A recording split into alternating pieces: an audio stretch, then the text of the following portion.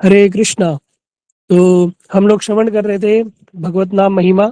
और भगवत नाम महिमा के अंतर्गत हम लोगों ने श्रवण किया कि भगवान के नाम को करने से हमें किस किस प्रकार के गौण और मुख्य फल हमें प्राप्त होंगे। तो अभी तक हम लोगों ने गौण फल श्रवण किए जो भगवान के नाम करने से स्वतः ही प्राप्त हो जाएंगे। इसके लिए कोई विशेष प्रकार का कोई अलग से कोई कोई किसी प्रकार की कोई क्रिया करने की आवश्यकता नहीं है। अगर कोई भगवान का नाम कर रहा है सदगुरु के आश्रय में तो उसको मन की शांति अपने आप प्राप्त हो जाएगी। धीरे धीरे उसको आत्मज्ञान होगा। आत्मज्ञान होने के साथ उसे वास्तविक सुख की प्राप्ति होगी। वास्तविक सुख की प्राप्ति के साथ साथ उसके जो कर्म बंधन है वो समाप्त होते जाएंगे, वो कर्मों से मुक्त हो जाएगा। और फिर हमने कल श्रवण किया कि पुनर्जन्म से उसकी मुक्ति हो जाएगी। पुनर्जन्म से मुक्ति कहने का अर्थ ये कि पुनर्जन्म का अर्थ ये नहीं कि अभी कोई व्यक्ति चला गया, दोबारा उसको जन्म हो गया और उसको याद हो गया कि अरे भैया मैं तो उस घर में था, मैं तो ऐसा था है। करण अर्जुन फिल्म है, मेरे करण अर्जुन आएंगे, तो ऐसे नहीं कि वो पुनर्जन्म हो गया। पुनर्जन्म कहने का अर्थ है कि बार बार इस संसार चक्र में आके फंसना, बार बार आना, ये पुनर्जन्म है। तो इसको पुनर्जन्म को काटने के लिए, इस जन्म चक्र को काटने के लिए ये हरिनाम रूपी अस्त्र का ही हमें सहारा लेना पड़ेगा। यही क्या करेगा, इस पुनर्जन्म से हमें मुक्ति दिलाएगा। हम बार बार इस संसार में आ रहे हैं, इस चीज को समझो अच्छी बात, अच्छे तरीके से। हम बार बार इस संसार में आ रहे हैं और जब तक हम आते रहेंगे तब तक जन्म, मृत्यु, बुढ़ापा, बीमारी। अभी हम मॉर्निंग में गीता क्लासेस ले रहे हैं ना, तो गीता के अंदर भगवान बता रहे हैं कि 4 प्रकार के ये जो कष्ट है इनसे हम नहीं बच सकते। क्या है? जन्म, मृत्यु, बुढ़ापा, बीमारी। ये आएंगे ही आएंगे। जिसका पुनर्जन्म होगा, पुनर्जन्म कब होगा? जब उसके कर्म बंधन रहेंगे। तो कर्म बंधन रहेंगे तो उसको दोबारा कर्म कर्म बंधन को काटने के लिए या उसको पूरा करने के लिए दोबारा संसार में जन्म लेना पड़ेगा। अब जन्म जब लेगा तो उसमें कोई गारंटी नहीं है कि जन्म लेने के साथ ही वो क्या करेगा।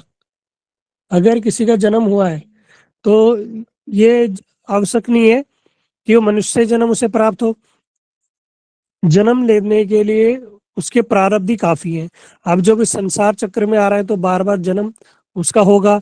जन्म होगा तो बुढ़ापा भी आएगा, और बुढ़ापा होगा तो बीमारी भी आएगी, और बीमारी भी आएगी तो मृत्यु भी होगी। तो ये 4 प्रकार के कष्ट जिसको बोला गया है कि जन्म, मृत्यु, जरा, व्याधि, है ना। अब ये जन्म किस प्रकार कष्ट है, हम लोगों ने बहुत पहले भी बताया है कि जन्म किस प्रकार का कष्ट है। कौन बता सकता है कि जन्म कष्ट क्यों है? हम तो इस संसार में बड़े खुश होते हैं, जन्म हो रहा है भैया, हैप्पी बर्थडे टू यू, है, बड़ा उत्सव मनाते हैं, है, डेट याद रखते हैं, बढ़िया उसको प्रेजेंट देते हैं, उसके लिए सरप्राइज गिफ्ट देते हैं, है ना। और घर में अगर किसी घर में बच्चे का जन्म होता है तो क्या करते हैं, बड़ा उत्सव मनाते हैं। लेकिन शास्त्र कह रहे हैं भैया जन्म बहुत बड़ा कष्ट है ना। तो हाँ, हैंड रेस करेंगे। अभी कुछ लोगों ने हैंड रेस किया था, किस डाउन कैसे हो गए फिर?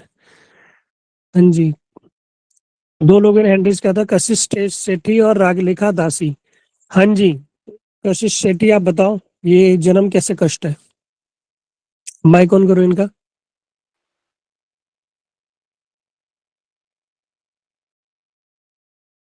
बोलो। मेरा नहीं किया अभी तक। हाँ, अब हुआ है। हाँ जी बोलिए। हरे कृष्णा प्रभु जी, जंगल प्रणाम। प्रणाम। प्रभु जी, जैसे कि हमारे गुरुवर्ग समझाते हैं कि जो संसार है वो दावा नल है, और हम ये सोचते हैं, भगवान हमारे को माया में ग्रस्त कर देते हैं, फिर हम ये सोचते हैं कि हाँ ये संसार जो है बहुत अच्छा है, लेकिन असलियत ये है कि एक दावा नल है, उसमें कभी कोई प्रकार का किसी भी प्रकार का सुख नहीं मिल सकता। देखने से दूर से लगता है कि हाँ बहुत सुख है, लेकिन सुख नहीं है। हाँ जी, मेरा प्रश्न क्या है, मैंने प्रश्न क्या पूछा? प्रभु जी, आपने ये पूछा था ना कि भाई हम सोचते हैं कि जो जन्म ले रहे हैं तो वो मतलब खुश होते हैं जन्म लेने पर हमारे, लेकिन हम प्रभु से, भगवान से हम दूर हो रहे हैं। ये हमारी बदकिस्मती है कि हमने भगवान को छोड़कर माया को चुना नहीं, और भगवान से हम दूर हो गए। आप कह रहे हो लेकिन वो जो मैं पूछना चाह रहा हूँ वो नहीं कह रहे आप। ठीक है, आप कह तो सही रहे हो लेकिन वो दूसरे सेंस में ठीक है। लेकिन मैं जो कहना चाह रहा हूँ उसको समझना भी। ठीक है, राग लेखा दासी आप बताओ। हरे ठीक है, आपने बहुत कृष्णा। अच्छा प्रयास किया, वेरी गुड। हाँ जी बोलिए। हरे हरे कृष्णा प्रभु जी, दंडवत प्रणाम। जन प्रभु प्रणाम। जी, जन्म को बताया गया है कि ये जो नर्क, जो माता की कोख होती है ना, ये बहुत बड़ा नर्क है। इसमें जो हम्म, बच्चा होता है वो एक थैली में बंद होता है और उल्टा लटका रहता है और हाथ जोड़ के प्रार्थना करता है कि हे भगवान, मुझे इस नरक से निकालो और मैं आऊंगा तो आपकी भक्ति करूंगा। तो उसमें इतने कीड़े होते हैं, छोटे छोटे कीड़े होते हैं, उसकी त्वचा बड़ी कोमल होती है जो उसको खाती है। और जो भी माता ग्रहण करती है, तीखा मिर्च वाला या कुछ भी, वो उस बच्चे को नुकसान पहुंचाता है। तो उसे बड़ा कष्ट होता है माता की कोख में। हाँ जी वेरी गुड, बहुत सुंदर। इन्होंने बहुत अच्छा बताया रागलेखा दासी ने कि जो जन्म है वो एक कष्ट है।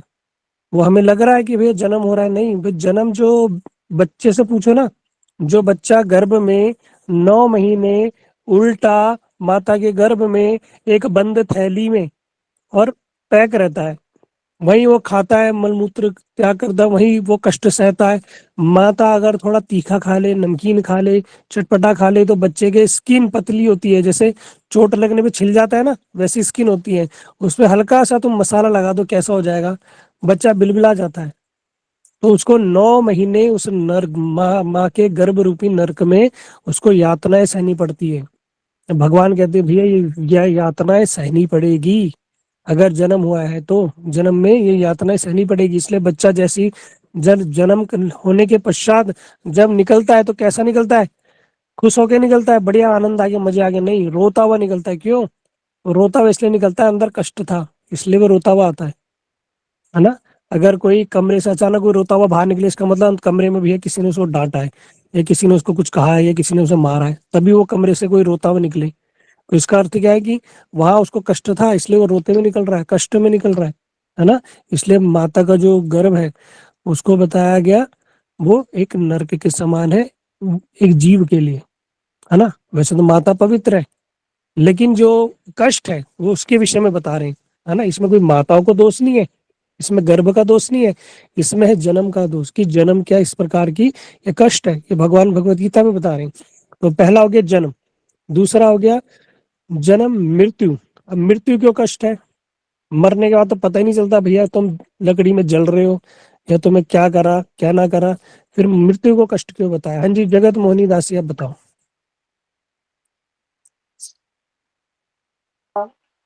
हरे कृष्णा प्रभु जी, धन्यवाद प्रणाम। हाँ जी प्रणाम, बोलिए। प्रभु जी बताया कि जैसे अगर कोई बिच्छू एक डंक मारता है तो उसकी जो दर्द होता है वो असहनीय नहीं होता है। तो जब मृत्यु होती है, कहते हैं उस समय प्राण निकलते समय ऐसा दर्द होता है कि जैसे असंख्य बिच्छुओं ने काट लिया हो। तो बहुत मतलब कष्ट के साथ प्राण छूटते हैं, जब दर्द हो के साथ, बहुत दर्द के साथ प्राण निकलते हैं। ठीक है, वेरी गुड। तो जब आदमी के प्राण जाते हैं तो बताया गया है कि बिच्छू अगर काट ले तो बड़े बड़ा असहनीय पीड़ा होती है। तो बताया गया लगभग 20,000 बिच्छुओं के काटने जितना दर्द उस समय होता है जब प्राण निकलते हैं। इसलिए आप लोगों ने देखा होगा, प्राण निकलते समय आदमी अकड़ जाता है, किसी का मलमूत्र निकल जाता है, उसका गला अवरुद्ध हो जाता है। कितना भयानक होता है ये मृत्यु। और जब मृत्यु होती है तो हम शरीर में आसक्त होते हैं, जीवन भर तो हम शरीर में आ सकते हैं, परिवार में आ सकते हैं। अब जो संसार छोड़ के जाना पड़ रहा है, पर हमारे जो मित्र परिजन परिवार वाले हमारे आसपास खड़े हैं, अब हमें पता है हमको छोड़ के जाना है, तो हमें क्या आनंद होगा, क्या होगा? दुख होगा, बड़ा दुख होगा कि अब हमें इनको छोड़ के जाना पड़ेगा। मेरा घर बार, मेरी बीवी, मेरे बच्चे, मेरा परिवार है, इनका कौन ध्यान रखेगा, कौन ध्यान नहीं रखेगा? तो क्या होगा? वो बड़ा बड़ा कष्टप्रद होता है, बड़ा असहनीय होता है वो। इसलिए भगवत गीता में भगवान कहते हैं कि जो मृत्यु है ना वो बड़ी दुखदाई है ना।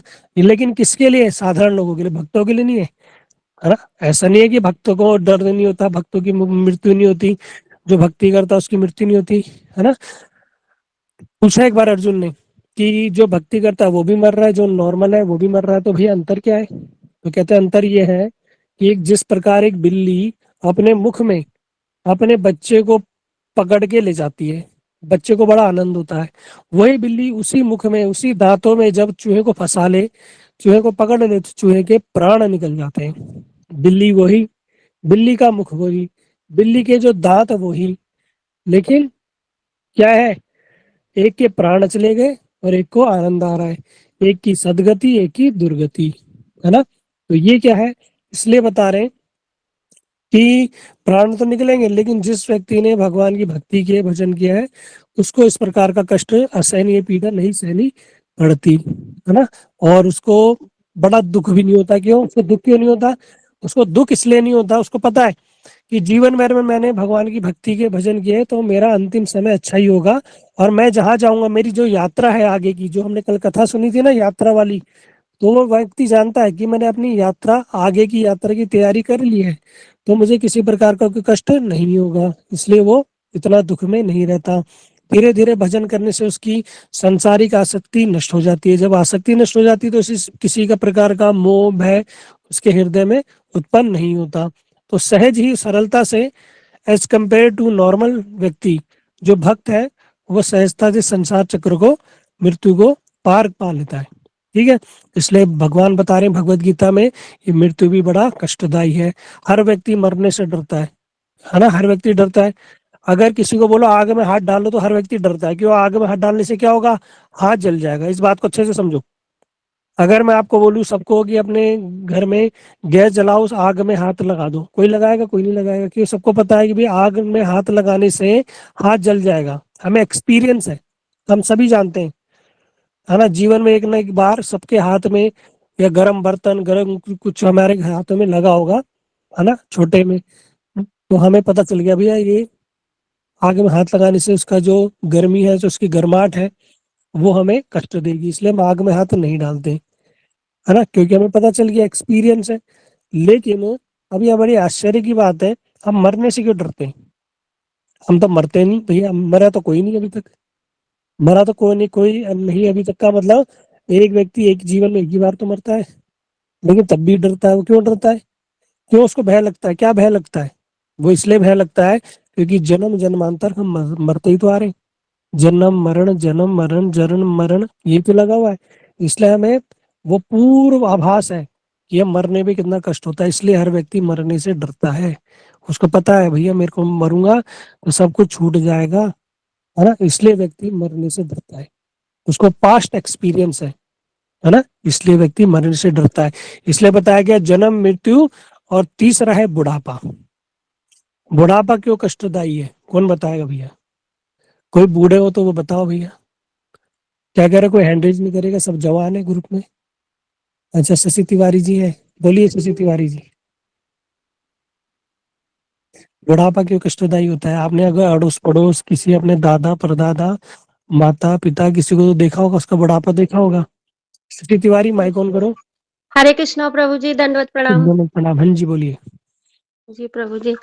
हाँ। प्रभु जी, बुढ़ापा में जो है ना, हमारे हाथों पैरों और जो हमारी इंद्रियां हैं वो सारी जो शिथिल पड़ जाती हैं। तो हम अपने सभी कार्य जो है, हमारे दैनिक कार्य, वो भी हम ठीक से नहीं कर पाते हैं। मतलब जो भी बुढ़ापे में, मतलब जिसको भी बुढ़ापा आता है उसको प्रॉब्लम होती है, और वो चाहकर भी ठाकुर जी की सेवा और भक्ति भी नहीं कर पाता है। और जैसे हम तीर्थ में भ्रमण करने के लिए कहीं जाना होता है, तो हम पहले तो सोचते हैं कि अभी जाएँगे, कब आज जाएँगे, कल जाएँगे, ऐसे हम प्रोग्राम बनाते हैं। फिर हम जब बूढ़े हो जाते हैं, तो हम उस एज में जा नहीं पाते हैं। कभी हमारे कहीं दर्द होता है या कुछ प्रॉब्लम होती है, इसलिए बुढ़ापा भी कष्टकारी है। बिल्कुल। तो बिल्कुल उन्होंने बहुत अच्छा बताया कि हमारी जो इंद्रियां हैं वो शिथिल हो जाती हैं, वो कार्य करना बंद कर देती है ना। अब किसी बूढ़े से पूछो, बूढ़े जो लोग होते हैं, देखो बूढ़ा और बच्चा हमेशा समान होता है। कैसा समान होता है?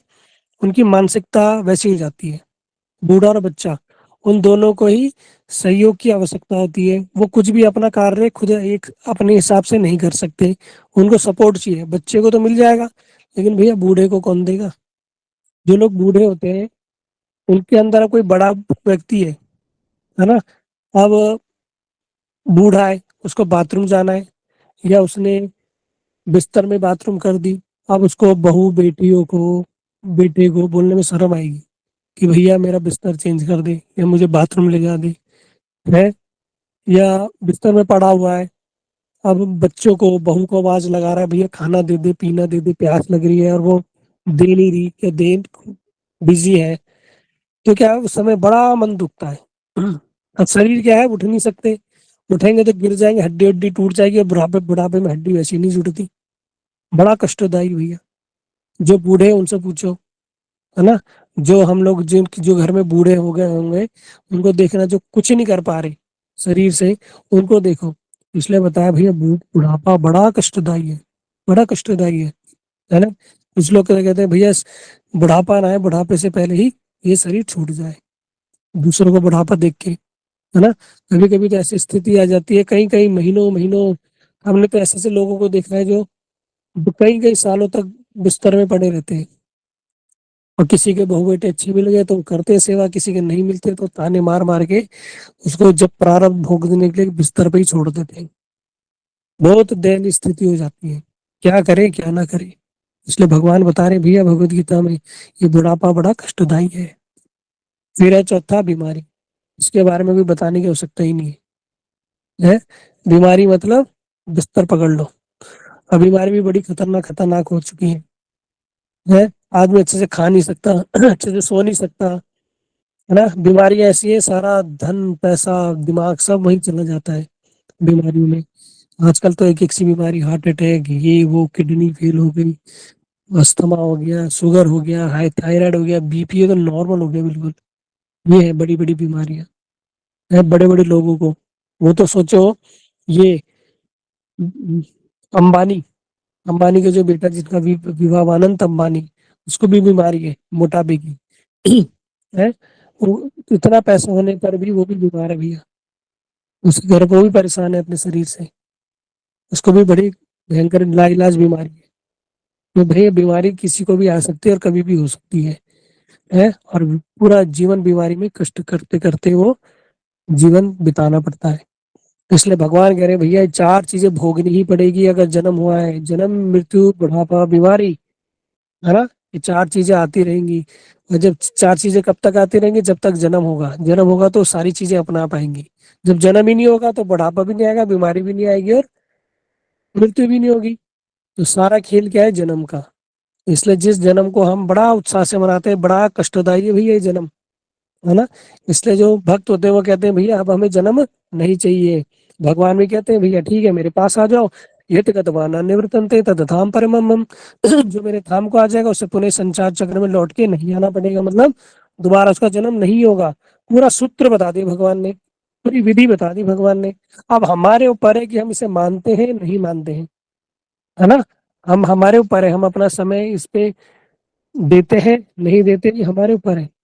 इसके लिए क्या करना पड़ेगा भैया, हमें अपने समय को कैसे ना कैसे करके भगवान की भक्ति में ही रत करना पड़ेगा। जब तक हमारे अंदर छाप रहेगी ना, ये छाप रहेगी, पुराने संस्कारों की छाप रहेगी, हमें बार बार इस संसार चक्र में आते रहना पड़ेगा।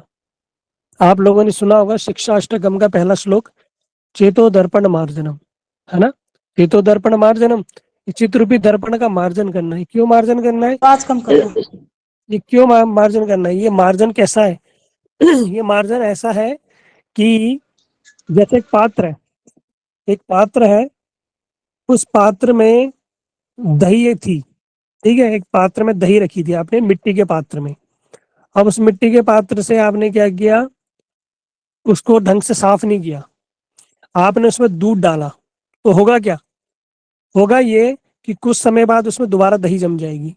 आपने जमाई नहीं, लेकिन तब भी जम गई। क्यों, क्योंकि अभी पहले कुछ पार्टिकल्स, कुछ अवशेष, कुछ थोड़ा सा उसमें दही का रह गया था, जिसके कारण दूध भी दही हो गया, है ना।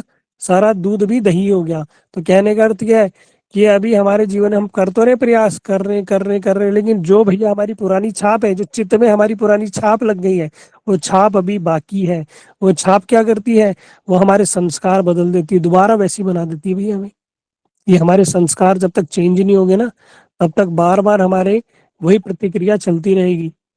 इसलिए क्यों बोला, चेतो दर्पणम मार्जनम भव महाद्वाग्नि द्वावग्नि निर्वापणम शैरव कैरव चंद्रिका वितरणम विद्यावधु जीवनम आनंद बुद्धिवर्धन प्रतिपदम पूर्ण अमृत स्वादनम सर्वात्म सनम परम विद्यते श्री कृष्ण संकीर्तनम।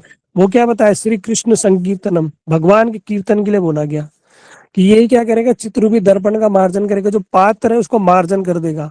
जब वो पात्र मार्जन हो जाएगा ना, उसके अंदर फिर दूध डालोगे तो दूध ही रहेगा, वो दही नहीं बनेगा, है ना। लेकिन जब तक उसमें मार्जन ढंग से नहीं करोगे, उसमें जब तक वो दही बचा रहेगा, कितना भी दूध डाल लो, कितना भी ताजा दूध डाल लो, वो दही बन जाएगा अपने आप, है ना।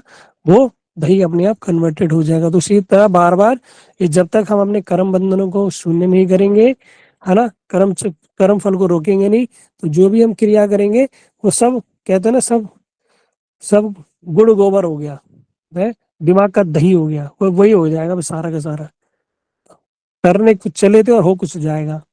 इसलिए कहते सावधान भैया, सावधानी पूर्वक इन प्रतिक्रियाओं को करनी पड़ेगी। तो भगवान ने विधि बताई है और इसका सॉल्यूशन भी बताया है, कैसे इसका समाधान किया जा सकता है। तो इसका समाधान एक ही है, वो है भगवान नाम। करते करते करत करत अभ्यास के जड़मति हो तो सुजान, रस्सी अवध जात थे सिल पर परत निशान। करते करते अभ्यास करते करते, अर्जुन ने भी पूछा भगवान से कि भगवान, मैं वायु को रोक सकता हूँ, मन को नहीं रोक सकता, भैया क्या करूं। भगवान ने बोला कि तुम क्या करो, अभ्यास करो, अभ्यास युक्तेन चेतसा न अन्यगामिना। अभ्यास करो। तो हमें क्या करना है, अभ्यास करना है बस, है ना। ये भगवान के नाम करने का अभ्यास, प्रैक्टिस, अभी हम प्रैक्टिस कर रहे हैं। अभी मत सोचना हम बहुत बड़े साधु संत महात्मा हो गए हम सब कुछ पालना, लेकिन ये घमंड मत पालना। अभी हम क्या कर रहे हैं, प्रयास कर रहे हैं, बस प्रयासरत है अभी हम। तो इस प्रयासरत में प्रयास ही करते रहो, नाम करते रहो। और ऐसा नहीं है कि कुछ नहीं हो रहा, बहुत कुछ हो रहा है, लेकिन हमें पता नहीं चल रहा। जैसे एक पत्थर पर, एक चट्टान पर जब पानी की बूंद एक स्थान पर बार बार गिरती रहे, गिरती रहे, गिरती रहे, देखना वो पानी की बूंद भी उस बड़ी से बड़ी चट्टान पर छेद कर देती है ना। लेकिन हमें लगेगा अरे पानी की बूंद है, नहीं भैया, वो पानी की बूंद ही एक स्थान पर बार बार बार बार बार बार प्रहार करने से उस बड़े से बड़े चट्टान को भी भेद देती है ना। एक छोटी सी पानी की बूंद। हम तो क्या कर रहे हैं, हम तो भैया भगवान का नाम ले रहे हैं, अत्यंत पवित्र कल्याणकारी भगवान का नाम ले रहे हैं। तो ये क्या काम नहीं करेगा, करेगा, अवश्य करेगा। लेकिन कैसे करना पड़ेगा, विधि पूर्वक, है ना, विधि पूर्वक। इसलिए हम क्या करेंगे, गुरु वैष्णव के अनुगत्य में हम इस भगवान नाम रूपी को हम ग्रहण करते हैं और इसको करेंगे। इसको करने से फिर हम क्या होगा, जो हमें लाभ होगा, वो क्या लाभ होगा, हमारे कर्मों से मुक्ति हो जाएगी, जन्म, हमारा पुनर्जन्म बंद हो जाएगा। ये पुनर्जन्म हमारा धीरे धीरे बंद हो जाएगा। ठीक है, बंद करने की एक ही विधि है, भगवान नाम। जैसे ही आप कहते हैं ना, अंतिम समय में भागवतम में प्रसंग आता है, भागवतम में एक प्रसंग आया, अजामिल प्रसंग। उसमें बताया अजामिल ने अंतिम समय में गलती से क्या करा, नारायण नाम पुकार लिया, जबकि नारायण नाम तो उसके पुत्र का था। लेकिन वहां पर नारायण, चार नारायण बोलने से चार देवदूत वहां पर उपस्थित हो गए और उन्होंने वहां से यमदूतों को भगा दिया, क्योंकि यमदूत आ गए थे। जीवन भर तो भजन भक्ति की ही नहीं उसे लेने, जीवन भर मांसाहार किया, वैश्य संग किया। लेकिन भगवान के नारायण दूतों ने उन यमदूतों को भगा दिया कि भैया इसने अंतिम समय में क्या लिया, नाम लिया है भगवान का। उसने बोला भैया भैया इसने तो मेरे बेटा, अपने बेटे का नाम लिया है। यमदूतों ने कहा, भाई देवदूतों ने कहा, भले ही इसके पुत्र का नाम नारायण हो, लेकिन है तो हमारे स्वामी का नाम ना, है तो भगवान का नाम ही, इसने नाम तो उन्हीं का लिया है, इसलिए अब इस पर तुम्हारा अधिकार नहीं है। और उनको लेके आ गए।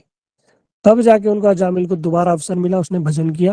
तो क्यों, उसको क्या बेनिफिट मिला, क्या कथा से क्या शिक्षा मिली, वहां पर ये बात बताई गई कि अंतिम समय में अगर जैसे तैसे भगवान का नाम निकल गया ना, तो इस जन्म मृत्यु के चक्कर से मुक्त हो जाओगे।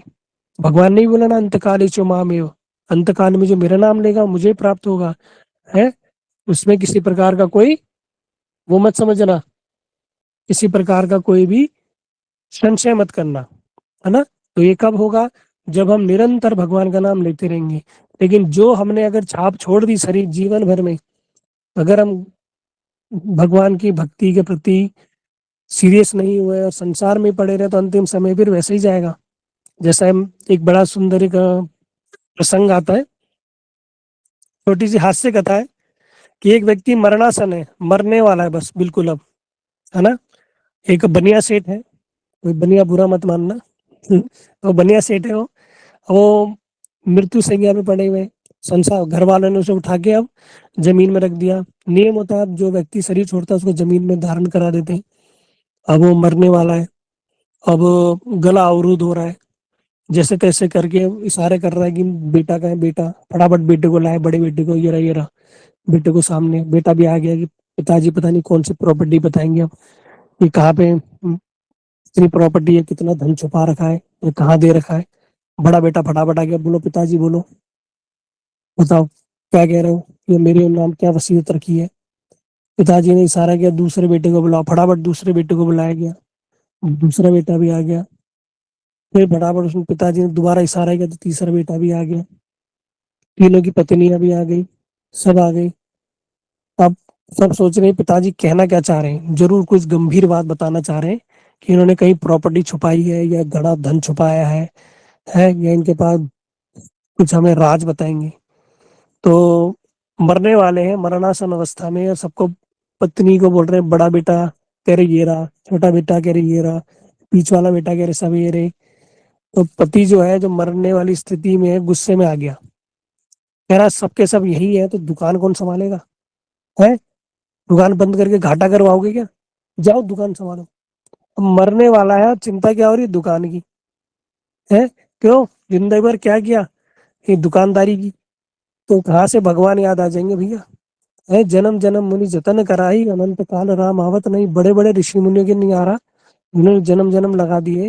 और जिस व्यक्ति ने जीवन भर दुकानदारी, मकानदारी, लेनदारी, देनदारी करी, तो वो क्या अंतिम समय में क्या भगवान का नाम याद आएगा, हे गोविंद, हे कृष्ण, हे मुरारी, और भगवान का रथ आ रहा है, भगवान लेके आ रहे हैं, बढ़िया बेटे भैया आ जा, तो हमारे धाम में जाने लायक है, आइए विराजमान होइए, तुमने बहुत अच्छी दुकानदारी की, हम तुम्हारी दुकानदारी से बड़े प्रसन्न हुए, अब तुम्हें वैकुंठ में एक दुकान देंगे। ऐसा होगा क्या, नहीं भैया।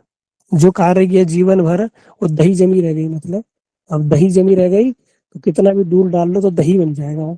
तो दही को क्या करना पड़ेगा, मार्जन करना पड़ेगा, चेतो दर्पण मार्जनम, है ना। नहीं तो बार बार कर्म बंधन में फंसते रहोगे। इस कर्म बंधन से मुक्त होने के लिए हमें क्या करना पड़ेगा, चित्त रूपी दर्पण का मार्जन करने के लिए क्या करना पड़ेगा, ये नाम संकीर्तन का, ये भगवान के नाम का ही सहारा लेना पड़ेगा। भगवान ने विधि बता दी भैया, यही है विधि, और इसके अलावा कोई उपाय नहीं है, नहीं है, नहीं है, कोई उपाय नहीं है बस। इसलिए क्या करेंगे, नाम संकीर्तन के द्वारा, नाम के द्वारा ही हम उस चित्रूपी दर्पण का मार्जन करेंगे, और कर्मों से हम जो आवागमन है इस संसार में बार बार आना जाना, पुनर्जन्म से हमारी मुक्ति होगी।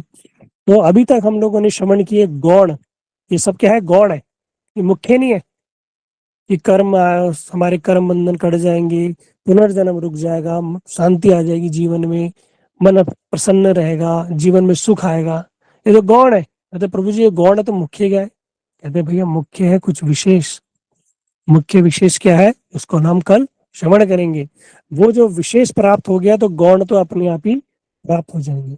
ठीक है, तो कल हम श्रवण करेंगे। फिर मेरे को बार बार दोबारा सब लोगों से प्रार्थना करनी पड़ती, भैया समय पर आओ। समय पर आने का क्या लोगे, है तो समय पर आओ तो पूरी कथा सुनोगे तो समझ में आएगी। आधे अधूरे से आओगे तो आधा अधूरा ज्ञान खतरनाक, इसलिए समय पर आओ। है ना, तुम लोगों के चक्कर में मैं लेट लेट करता हूँ, चलो आ जाएंगे आ जाएंगे आ जाएंगे। 9 बजे करो तो 9:15 आते हैं, 9:15 करो तो 9:30 आते हैं, अब 9:30 करोगे तो 10 बजे आएंगे। यही है, चलो भैया अंतिम में सार सार सुन लेंगे। नहीं, कोशिश करो 30 मिनट है, ज्यादा समय नहीं लेते हम, मेरा नियम है ना। 5-10 मिनट पहले, ज्यादा 5 मिनट से ज्यादा ऊपर मैं इस क्लास को नहीं लेता। ठीक है, तो 30-35 मिनट का जो समय होता है उसको अच्छे से दो, कुछ ना कुछ तो पलने पड़ेगा, कुछ ना कुछ तो समझ आएगा ना, है ना। क्या भैया क्या तत्व चल रहा है, भगवान क्या कहना चाह रहे हैं, क्या विधि बताई है, क्या शास्त्र में बताया गया, कुछ ना कुछ तो पलने पड़ेगा, है ना। क्या पता इतना करने से, इतना पालन करने से ही जीवन सार्थक हो जाए, है ना। चाहे कोई भले ही पढ़े लिखे ना हो, मैं बहुत ज्यादा तत्व की बातें नहीं बताता, है ना। साधारण रूप में हर व्यक्ति विशेष के बारे में बता दो कि हर किसी एज का व्यक्ति, हर किसी स्तर का व्यक्ति अच्छा आसानी से उन चीजों को समझ सके। ठीक है, तो प्रयास करिएगा, कीजिए कि समय पर आओगे तो सारी की सारी बातों को अच्छे से श्रवण कर पाओगे।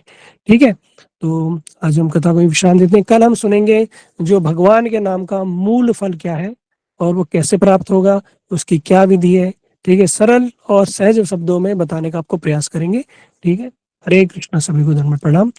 वंशकल्पतरुभ्यश्च कृपा सिन्धुभ्यो च पतितानां पावनेभ्यो वैष्णवेभ्यो नमो नमः।